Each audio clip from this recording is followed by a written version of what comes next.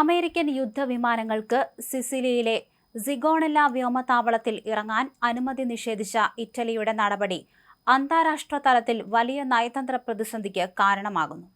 മുൻകൂർ അനുമതിയില്ലാതെ താവളത്തിൽ ഇറങ്ങാൻ ശ്രമിച്ച അമേരിക്കൻ ബോംബർ വിമാനങ്ങളെ ഇറ്റാലിയൻ പ്രതിരോധ മന്ത്രാലയം തടഞ്ഞതോടെ അമേരിക്കൻ പ്രസിഡന്റ് ഡൊണാൾഡ് ട്രംപിന്റെ കടുത്ത പ്രതിഷേധത്തിന് ഇറ്റലി ഇരയായേക്കുമെന്ന് റിപ്പോർട്ടുകൾ പറയുന്നു.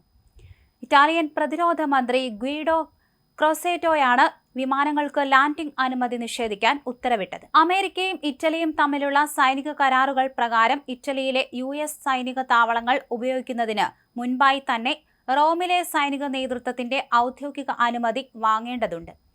എന്നാൽ മിഡിൽ ഈസ്റ്റിലേക്ക് പോകുന്ന വിമാനങ്ങൾ സിസിലിയിൽ ഇറങ്ങാനുള്ള തീരുമാനം ഇറ്റലിയെ അറിയിച്ചത് വിമാനങ്ങൾ ആകാശത്തായിരിക്കുമ്പോഴാണ്.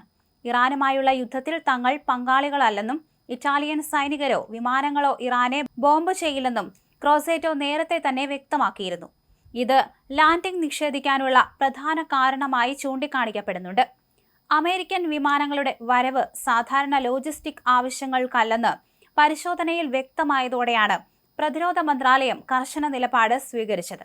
ഇറ്റാലിയൻ പ്രധാനമന്ത്രി ജോർജിയ മെലോണി ഉൾപ്പെടെയുള്ള യൂറോപ്യൻ നേതാക്കൾ ഇറാനെതിരായ US ഇസ്രായേൽ യുദ്ധത്തെ അന്താരാഷ്ട്ര നിയമങ്ങളുടെ ലംഘനമായിട്ടാണ് കാണുന്നത്.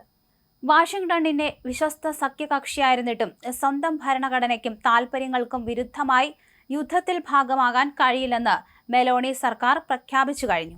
ഇറ്റലിക്ക് പിന്നാലെ സ്പെയിനും സമാനമായ നിലപാടാണ് സ്വീകരിച്ചിരിക്കുന്നത്.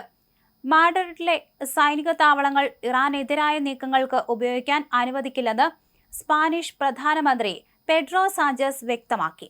ഇറാഖ് അധിനിവേശത്തെക്കാൾ ഭീകരമായ സാഹചര്യമാണ് ഈ യുദ്ധം സൃഷ്ടിക്കുന്നതെന്നും അദ്ദേഹം മുന്നറിയിപ്പ് നൽകി. സ്പെയിനുമായുള്ള വ്യാപാര ബന്ധം അവസാനിപ്പിക്കുമെന്ന് ട്രംപ് ഭീഷണിപ്പെടുത്തിയിട്ടും സാഞ്ചസ് തന്റെ നിലപാടിൽ ഉറച്ചു നിൽക്കുകയാണ്. മിഡിൽ ഈസ്റ്റിലെ യുദ്ധം യൂറോപ്പിന്റെ ഇന്ധന വിപണിയെയും സാമ്പത്തിക സുരക്ഷിതത്വത്തെയും സാരമായി തന്നെ ബാധിച്ചിട്ടുണ്ട്. ഇറാനുമായുള്ള സംഘർഷം തുടങ്ങിയതോടെ യൂറോപ്പിലെ ഗ്യാസ് വിലയിൽ 70% വർധനവാണ് രേഖപ്പെടുത്തിയത്. ഊർജ്ജ വിപണിയിലെ തടസ്സങ്ങൾ നേരിടാൻ യൂറോപ്യൻ യൂണിയൻ അടിയന്തര തയ്യാറെടുപ്പുകൾ നടത്താൻ നിർദ്ദേശിച്ചിട്ടുണ്ട്. ഡീസൽ, ജെറ്റ് ഫ്യൂവൽ എന്നിവയുടെ ലഭ്യതയിൽ കുറവുണ്ടാകുമെന്ന് EU എനർജി കമ്മീഷണർ മുന്നറിയിപ്പ് നൽകി.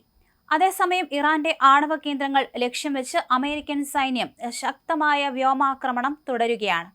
ഇസ്ഫാനിലെ യുറേനിയം സമ്പുഷ്ടീകരണ കേന്ദ്രത്തിന് നേരെ 2000 പൗണ്ട് ഭാരമുള്ള ബോംബുകൾ ഉപയോഗിച്ച് നടത്തിയ ആക്രമണത്തിന്റെ ദൃശ്യങ്ങൾ ഡൊണാൾഡ് ട്രംപ് തന്റെ സോഷ്യൽ മീഡിയ പേജിൽ പങ്കുവച്ചിരുന്നു.